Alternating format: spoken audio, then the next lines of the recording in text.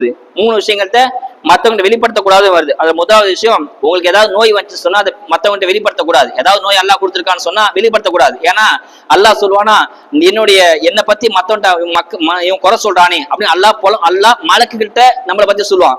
ஏன் அடியன் எவ்வளவு பாவம் செஞ்சிருக்கலாம், நான் யாத்தையுமே வெளிப்படுத்தல.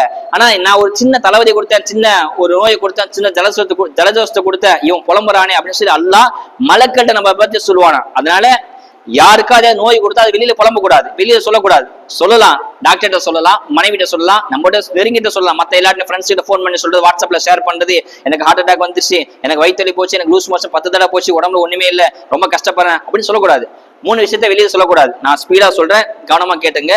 ஒண்ணு, நோய் வந்தா யார்ட்டையும் வெளியில சொல்லக்கூடாது. ரெண்டாவது, உங்கள்கிட்ட யாராவது ரகசியம் சொல்லி வைக்கிறாங்க, இது ஒரு ரகசியமா யாருக்கும் வச்சுக்கப்பா, யார்ட்டையும் சொல்லடாத, உன்ட்ட மட்டும் தான் சொல்றது அப்படின்னு சொன்னா அப்படியே இப்ப மத்தவங்க சொல்லக்கூடாது. மத்த மனிதனோட இயல்பே அதுதான், சொல்லாத அப்படின்னு சொல்லுவான், ஆனா சொல்லக்கூடாது. ஹதீஸ்ல வருது, ஒருத்தவங்ககிட்ட ஒரு ரகசியத்தை, ஒரு பத்திரத்தை, ஏதாவது அமானத்தை ஒப்படைச்சு போனா அதை மத்தவங்க சொல்லாதீங்க. இது ரெண்டாவது.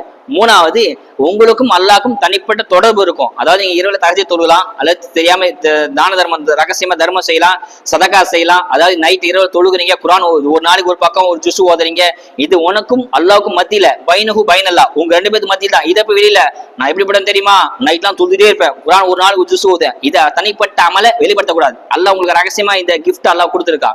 மூணு, நோயை வெளிப்படுத்தக்கூடாது, ரகசியத்தை வெளியில சொல்லக்கூடாது. மூணாவது, உங்களுக்குன்னு பிரத்யேகமான அல்லாஹ் உங்களுக்கு அமல் செய்ய வாய்ப்பு கொடுத்திருந்தா அந்த வாய்ப்பு வெளிப்படுத்தக்கூடாது.